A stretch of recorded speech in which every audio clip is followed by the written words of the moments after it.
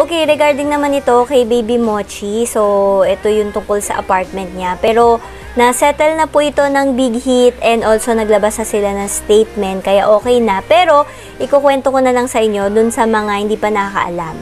So may article dito at ang nakalagay, Jimin's apartment was temporarily seized due to unpaid health insurance premiums. Pag sinabing seize, kumbaga parang na-hold, na-confiscate, kinuha yung pagmamay-ari mo, usually police o kaya authority, and then usually legal yan. For example, meron kayo hinuhulugan na sasakyan tapos hindi ka nakapagbayad, so i-impound yon or kukunin yon, ganon.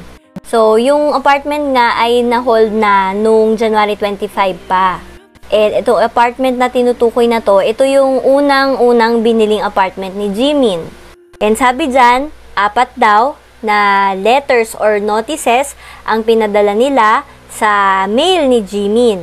So, ang tanong, bakit nga ba hindi ito nakita agad ni Jimin? Bakit hindi niya agad nalaman? Eh, syempre, no, imposibleng hindi magbabayad yun ng yaman-yaman niya, 'di ba? So, naglabas na po ng statement si BH. So, totoo to na sila yung unang tumatanggap, yung company, sila yung kumukuha ng mga mails, nung kanilang mga artists. So, from dorm, ayun, kukunin yung lahat ng company. Tapos sabi dyan, a portion of the mail was omitted by mistake or accidentally. Pag sinabing omitted, ibig sabihin natanggal or tinanggal, pero accidentally or hindi naman sinasadya.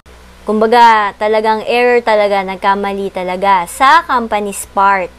Kaya, hindi agad din nakita ni Jimin. And also, diba sobrang busy nila, nag-abroad sila, tapos nagbakasyon.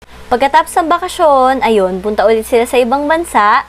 So, wala talaga siyang idea regarding dito sa nangyayari nga doon sa kanyang health insurance.